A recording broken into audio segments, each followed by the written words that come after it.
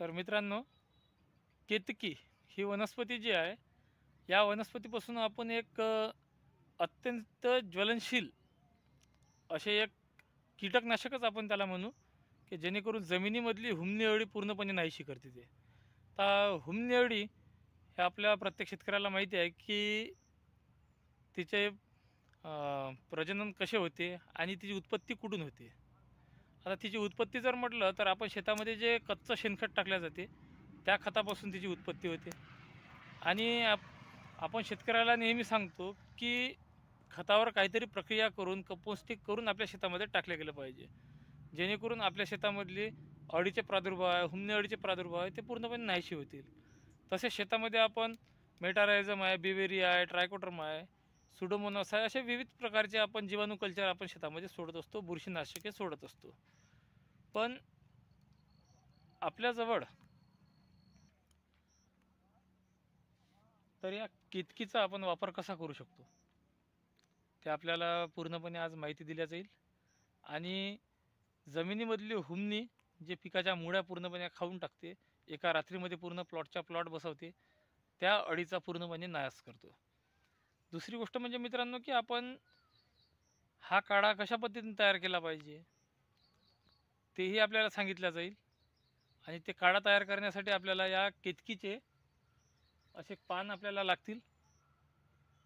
हा काढा तयार करताना आपल्याला मी 1 लिटरचेच प्रमाण सांगणार, आणि त्यापासून आपण मग किती लिटर तयार करायचं आहे आपण त्या पद्धतीने तयार करू शकता.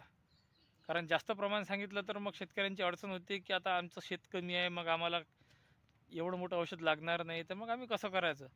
तर त्यासाठीच तुम्हाला सरळ सांगतो, की आपण फक्त 1 किलोचं प्रमाण सांगणार आहोत, आणि 1 किलोमध्येच तुम्हाला मग 10 किलो, 20 किलो, 50 किलो तुम्हाला जसं तयार करायचं त्या पद्धतीने तुम्ही तयार करू शकता. तर हा काढा तयार करण्यासाठी आपल्याला लागणार आहे 1 किलो केतकीची पाने, 3 लिटर गोमूत्र.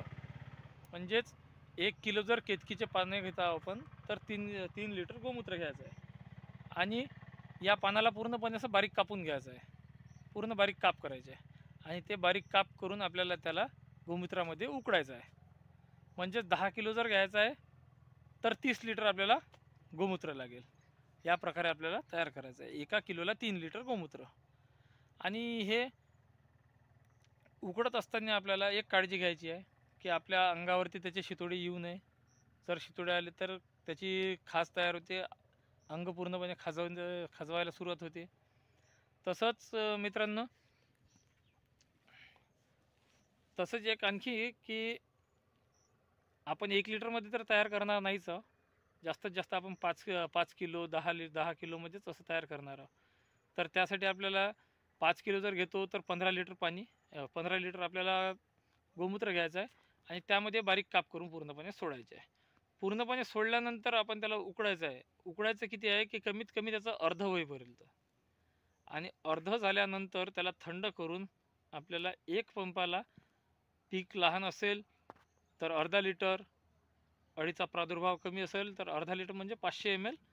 आणि जर पीक चांगलं मोठं असेल आणि अळीचा प्रादुर्भाव जास्त असेल, तूरसारख्या पिकाला असेल, हळदीसारख्या पिकाला असेल, तर प्रतिपंप आपण 1 लिटरचा वापर केला पाहिजे.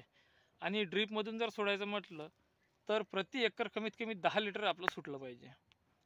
हळदीची सुद्धा हुमणी अळी असेल तिलाही कवर करते, आणि आपल्या तुरीची मरसुद्धा थांबवते. आणि मित्रांनो, तयार करता वेळेसही आपल्याला काळजी घ्यायची आहे, की आपल्या अंगावर त्याचं शितोडी येऊ नये. जर अंगावर आपल्या उडल्या गेलं तर आपलं अंग खाजवण्याला सुरुवात होते. काही शेतकऱ्यांना त्याची ॲलर्जीसुद्धा असते. तर तेवढी आपण दक्षता घेऊन करावं. आणि थंड झाल्यावर त्याचा काही एक प्रादुर्भाव नाही, फक्त गरम करत असतानाच आपल्याला त्याचे साईड इफेक्ट माहीत पडतात. बाकी नंतर त्याचं काही एक साईड इफेक्ट नाही, आणि जमिनीलासुद्धा काही एक साईड इफेक्ट नाही.